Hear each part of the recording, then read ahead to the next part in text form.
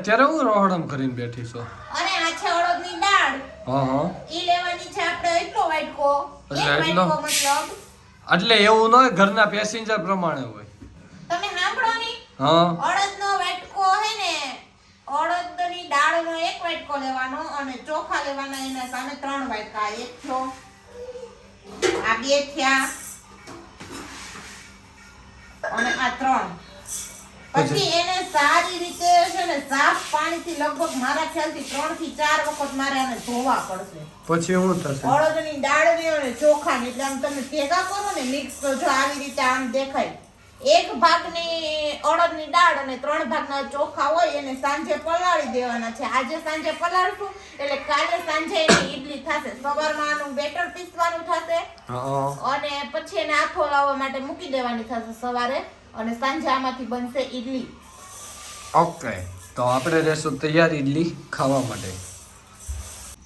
તો મિત્રો, જો આપણે દાળ અને ચોખા તમે પલાળતી હતી ત્યારે જોયા હતા ને કે ચોખા છે ને આમાં કુપનના ખીચડિયા ચોખા લેવાના હોય છે, એટલે થોડાક એવા વધારે મેલા હતા. તો આટલા ચોખ્ખા થઈ જાય ને ત્યાં સુધી આને ધોવાના. લગભગ મેં આને 4 થી 5 વખત પાણીથી ધોયા છે અને આના પછી હજી એક વખત પાણીથી ધોવાની છું. આ ચોથી વખત છે. 5 વખત હું આને પાણીથી ધોઈશ. પાણી એકદમ જો આવું ચોખ્ખું નીકળવા માંડે ને ત્યાં સુધી આને ધોવાના છે. અને પછી જો અત્યારે પાણીનો તમને ડેમો બતાવી દઉં કે આટલું દાળ અને ચોખા બે અલગ વાસણમાં પલાળી શકો અને ભેગા પલાળવા હોય ને તો પણ ચાલે. ઢોસાનું બેટર પણ આ જ રીતે પલળે છે, હું આ જ રીતે પલાળું છું ને ઈડલીનું પણ આ જ રીતે હોય. એટલે જો આવી રીતે એટલું પલાળી અને પછી આને ઢાંકી અને સવાર સુધી મૂકી દેવાનું છે.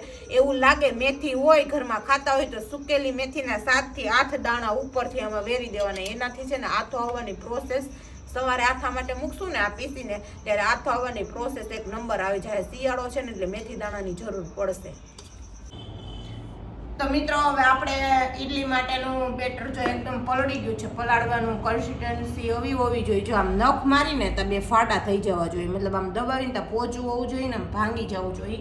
હવે એના માટે આપણે ગ્રાઇન્ડ કરવા માટે મિક્સર લઈ લીધું છે અને એમાં જો આપણે નાખી દીધું છે થોડુંક એવું પાણી નાખવાનું અને મિક્સરના પવાલા પ્રમાણે, નાનું હોય તો ઓછું, મોટું હોય તો વધારે પ્રમાણે મિક્સર ભરી લેવાનું છે અને પછી આવી રીતે એને ગ્રાઇન્ડ કરવાનું છે. બતાવું તમને એક પવાલું પહેલાં કરીને. ઉપરથી ચાપ બંધ છે, હજી ચાલુ કર.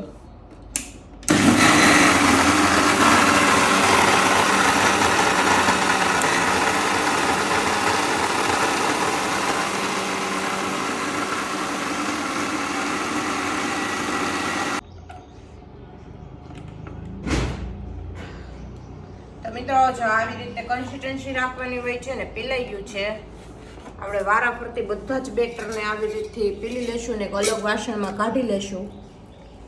સારી રીતે સ્મૂથ એવું આવું કરકરું છે. ચોખા હોય એટલે કરકરું એવું રહેશે ને એટલે જ ઈડલી છે ને ફૂલીને એકદમ જારીદાર થશે. તો હવે આપણે બધું જ આમાં પીલી નાખીએ બેટર આ રીતથી.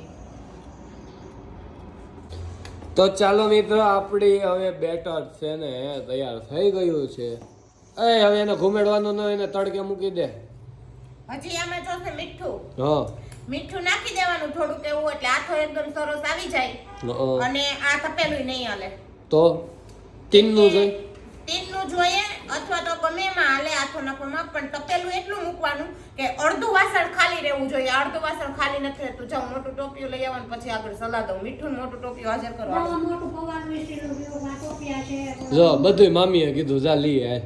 હા હા, તો આવી ગયું છે મોટું તપેલું અને આવી ગયું છે હવે મીઠું.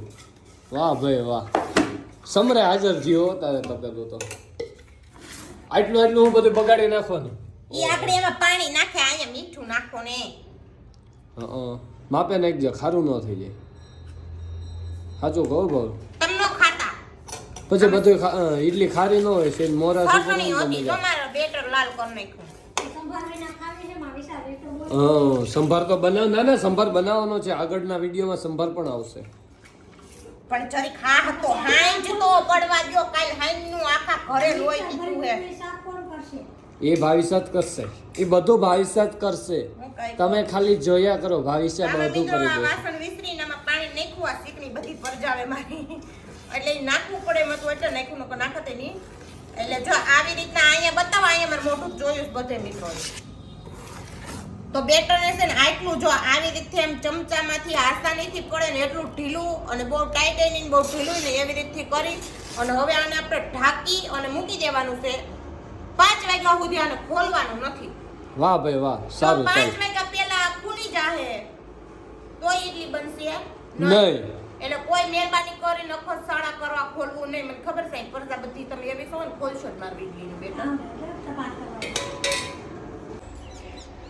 તો મિત્રો હવે છે ને આ તપેલાને આપણે તડકે મૂકવાનું હોય છે ઈડલીના બેટરને. એટલે વિશાલ અહીંયા તડકો આવે ત્યાં મૂકી દે, હરખું મૂક્યા પડે નહીં.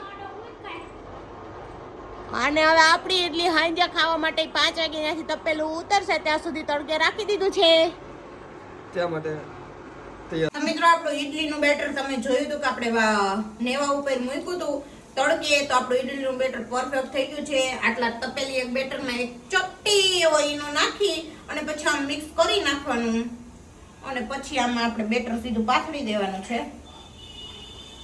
તેલ લગાવી દેવાનું ડીશમાં અને પછી ઈડલી જશે ઢોકરિયામાં. એક ઘાણો તમારી માટે મેં અગાઉથી રાખ્યો તો મૂકીને કે કેવો થાય છે, તો આપણે ઈડલીનો ઘાણો પણ તમે જોઈ લો. હાલો જોવા ઈડલીનો ઘાણો નજીકથી જો.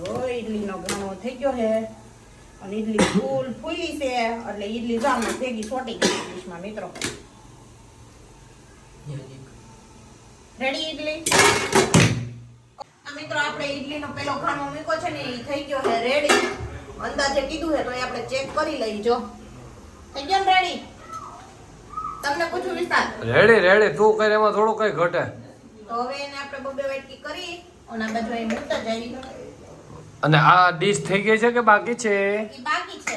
ઠીક, એવું છે. અગાઉ પેરમાં રાખી હોય એક વસ્તુ થઈ જાય ને. તું 4 વ્હીલ ની ઘોડે સ્પેર વ્હીલ રાખતી હોય લાગે છે. કેમ? આવડું આ સ્પેર વ્હીલ તો છે. ઈ તો રાખવું જ પડે ને, ગેસ બારવો થોડો પોહાય. પછી આ વાહ ભાઈ વાહ, ઈડલી એટલે ઈડલી ફૂલી દો બારે.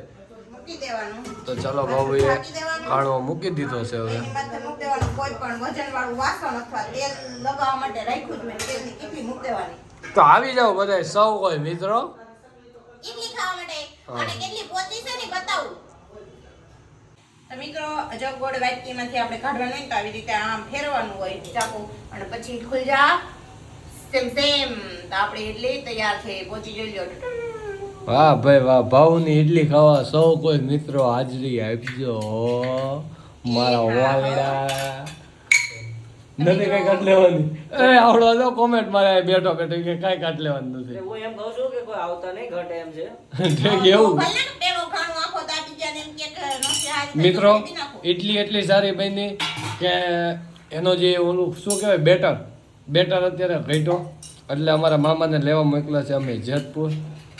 એટલે મને નહીં આવડે તૈયાર બેટર ના. હા, હું મારા ઘેર જ બનાવી બેટર. હા ઈડલી એવી બની ઓલી ફૂટપાથ ઉપર મળે ને જેતપુર એવી બની આજ તો ઈડલી પણ વાહ ભાઈ વાહ, 7 સ્ટાર હોટલમાં ન મળતી હોય એવી નો બની. મળે આવી તો નો જ મળે બોલતી ને. વાહ ભાઈ વાહ વાહ યશરૂભાઈ વાહ, તે તો ખાઈ લીધો ને એક ઘણો. કેવી હતી? બસ જો હવે મને પેટમાં થોડું થોડું દુખે એટલી બધી કાચી રહી ગઈ હતી. એવું લાગ્યું મને હવે. એ ભાऊ આમ કેમ કહે છે? આ કાંઈ કહું તો ચાકુ દેખાડીએ સીધું. છે કેવું છે? હા.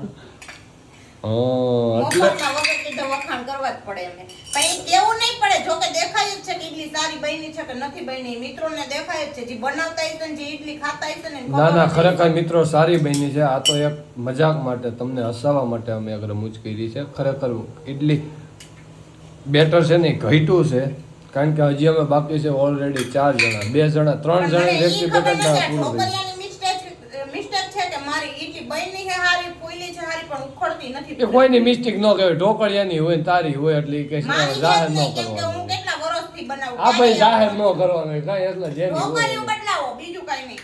ઈ આ તો જોઈએ સીધું ઢોકરિયાનો જ વાંક. ઢોકળિયું બદલાવવું હે શું? હા. તો એના કરતા ઇડલી બનાવવાનો માણસ ફેરવી નાખી તો. હા, એ થાય એટલે ઢોકળિયું જડશે માર્કેટમાં બીજી બાય નહીં જડે. અરે એમ નથી વાત, બપોરે વાત ન કરી. એમ નહીં. આ તો માણા ફેરવી નાખે કે અમે બનાવી એમ. ઢોકળિયું એનું ને અમે બનાવી તો તો ખાવા વાળા ફરી જાય. અમારે કોઈ નથી ખાવી. ઠીક, એવું છે. જોયું ને આપણે હાથની ન ખાઈએ શું જોયું ને? તો ન ખાય તો આપણે ક્યાં એવી કાંઈ જરૂર છે? વાંધો નહીં, આપણે તો ખાઈ લીધું છે કે. સારું ચાલો મિત્રો, ખરેખર ઇડલી સારી બની છે. કોમેન્ટ કરી દેજો તમારી રીતે તમને જેવી લાગે, જોવામાં જેવી લાગે એ પ્રમાણેની કોમેન્ટ મારી દેજો.